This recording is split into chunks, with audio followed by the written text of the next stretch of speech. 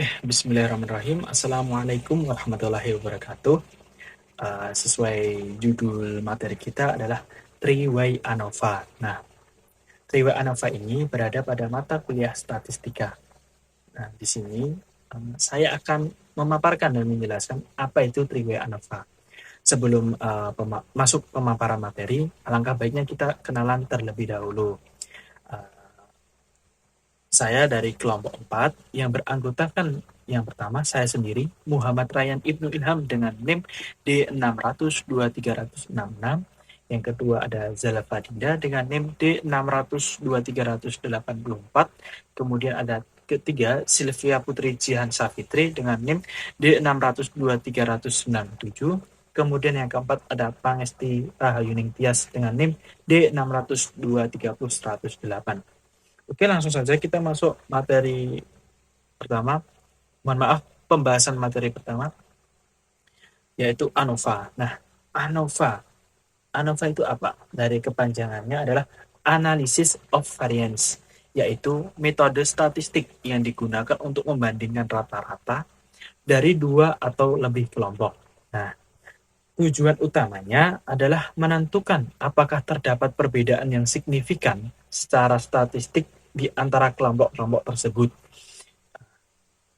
Oke, yang pertama ada variabel dependent atau respon. Kuantitatif, misalnya hasil pengamatan, produksi, berat, dan lain-lain. Yang kedua ada variabel bebas atau faktor. Kategorikal, misalnya jenis perlakuan kelompok eksperimen. Oke, lanjut, ada jenis-jenis ANOVA itu sendiri. ANOVA satu faktor atau one-way ANOVA menguji perbedaan rata-rata pada satu faktor, misalnya efek jenis pupuk pada hasil panen.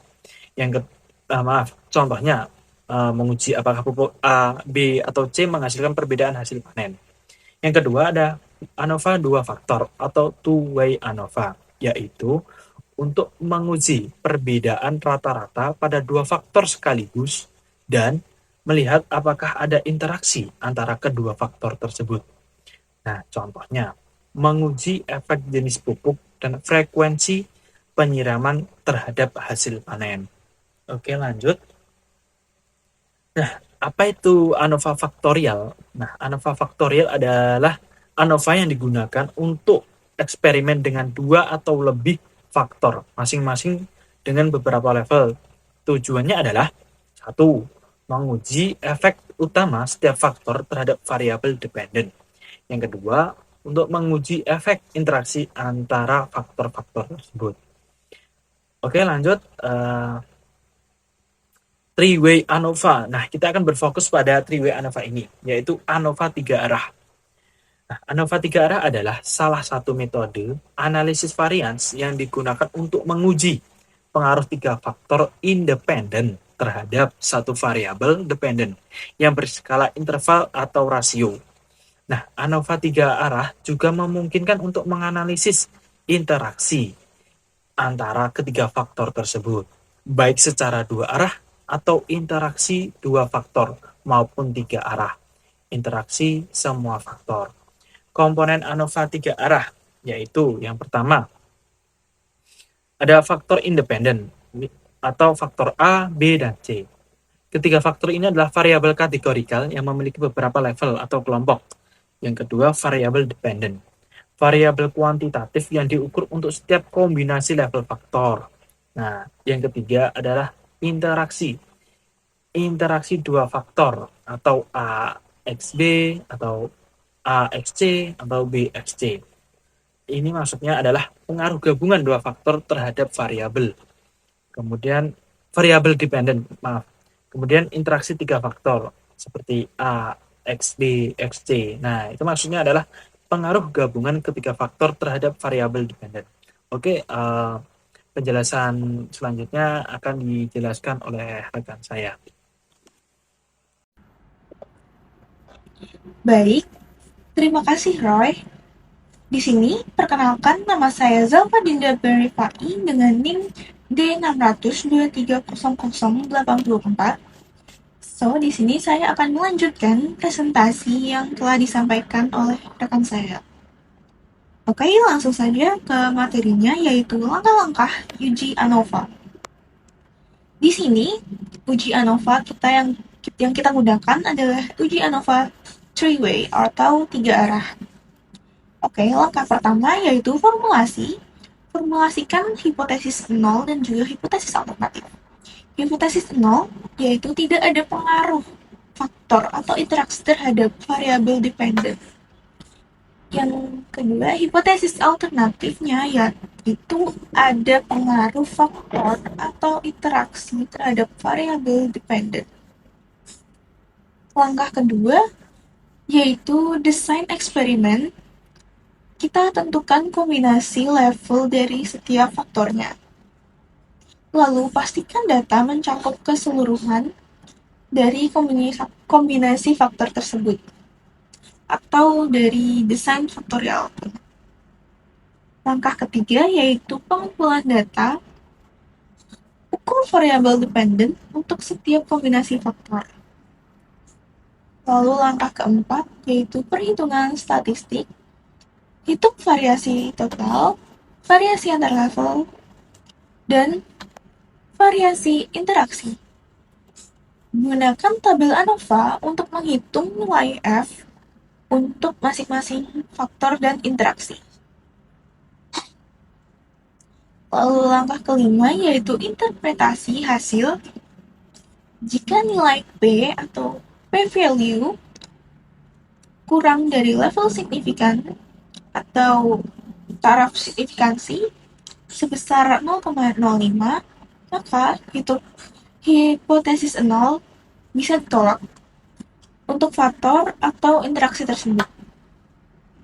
Oke, jadi kita dapat menolak hipotesis nol, yaitu berbunyi tidak ada pengaruh faktor atau interaksi terhadap variabel dependent. Jadi kita akan menerima hipotesis alternatifnya. Jadi berarti data tersebut ada pengaruh faktornya. So, next ke slide berikutnya, yaitu kelebihan ANOVA three-way atau tiga langkah. So, metode ini memungkinkan analisis simultan dari tiga variabel independen sehingga dapat mengevaluasi efek utama masing-masing variabel sekaligus efek interaksi antar faktor. So, hal ini membantu memahami hubungan yang kompleks dalam data tanpa perlu melakukan uji yang terpisah, sehingga mengurangi resiko kesalahan tipe 1 akibat uji ganda. Kekurangan ANOVA tiga arah yaitu analisis ini menjadi rumit saat faktor memiliki tingkat karena kombinasi interaksi meningkat secara eksponensial. Selain itu, ANOVA tiga arah membutuhkan asumsi statistik yang ketat, seperti normalitas, homogenitas, varians, dan juga independensi. Sehingga jika asumsi tidak terpenuhi, hasilnya bisa menjadi tidak valid. Data yang tidak seimbang atau jumlah observasi yang kecil juga dapat mempengaruhi keakuratan hasil. Oke, kita next ke slide berikutnya. Oke, pada slide ke-8 ini kita didapatkan kasus atau permasalahan. Jadi, permasalahan di sini yaitu penelitian ini membahas fenomena osmosis di mana perpindahan zat melalui membran semi-permeable dipengaruhi oleh faktor-faktor seperti volume air, berat gula, dan durasi perendaman. Fokus utamanya adalah bagian kombinasi ketiga faktor tersebut mempengaruhi perubahan berat akhir bengkuang melalui proses osmosis dengan tujuan utama meningkatkan daya simpan bengkuang itu sendiri. Oke, kita next. Oke, kita lanjut ke slide berikutnya, yaitu kita didapatkan kasus.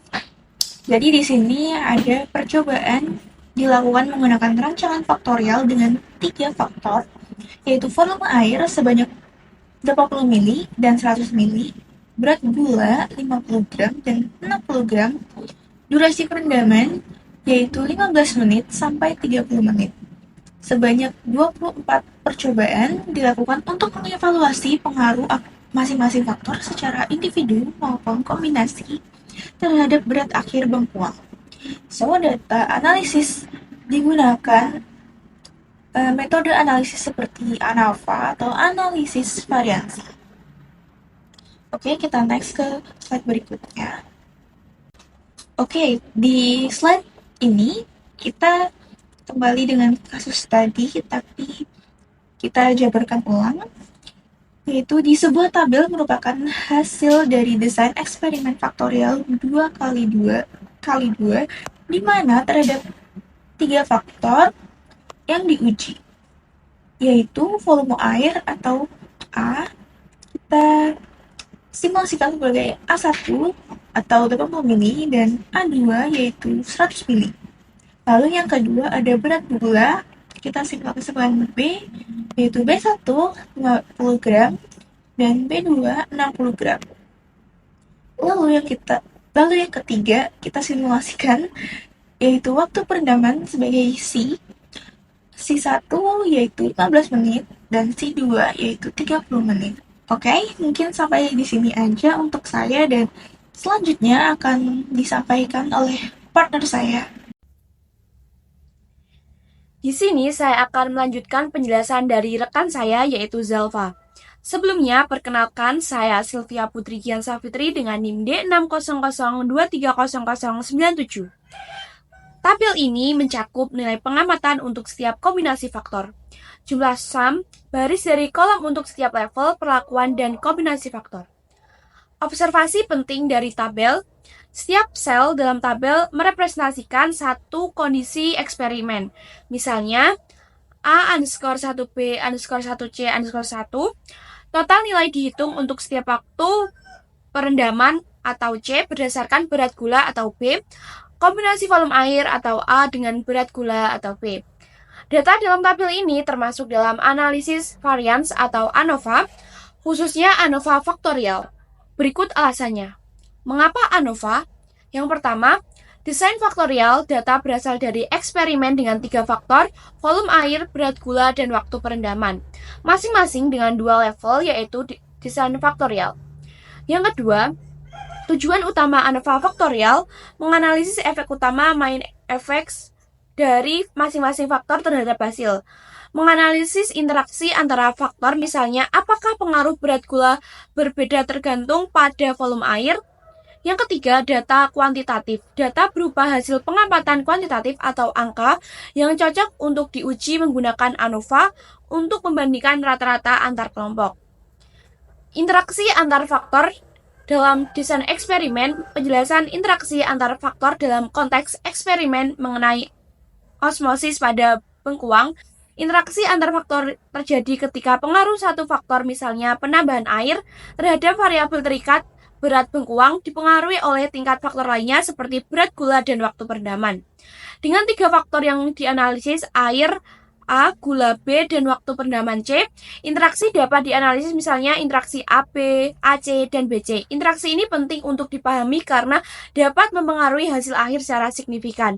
Dalam penelitian ini, hasil analisis menunjukkan bahwa interaksi ABC, semua 3 faktor, memiliki pengaruh signifikan, sementara interaksi AB, AC, dan BC tidak menunjukkan pengaruh yang signifikan. Ini menunjukkan bahwa kombinasi ketiga faktor tersebut berperan penting dalam proses osmosis. Sebelumnya, perkenalkan nama saya Pangestrah Yunitias dengan NIM D600230108 dari kelas B. Di sini saya akan melanjutkan menjelaskan pada bagian slide image. Image, misalkan kita melakukan penelitian tentang pengaruh dosis pupuk A, jenis tanah B, dan jumlah air C terhadap pertumbuhan tanaman. Dalam eksperimen ini, faktor A, yaitu dosis pupuk yang dikategorikan rendah dan tinggi, faktor B, jenis tanah yang dikategorikan tanah liat dan pasir, faktor C, yaitu jumlah air yang dikategorikan sedikit dan banyak.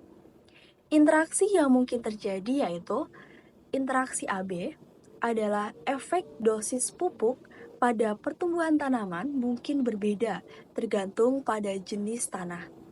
Lalu interaksi AC yaitu efek jumlah air pertumbuhan tanaman bisa berbeda tergantung pada dosis pupuk.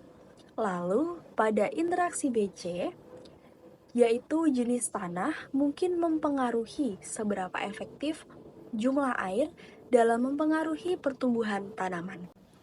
Impact of interaction BC menurut Walpole 2016 dalam buku Probability and Statistics oleh Walpole 2016 dibahas bahwa interaksi antara dua faktor seperti faktor B dan C dapat memiliki dampak yang signifikan pada variabel terikat.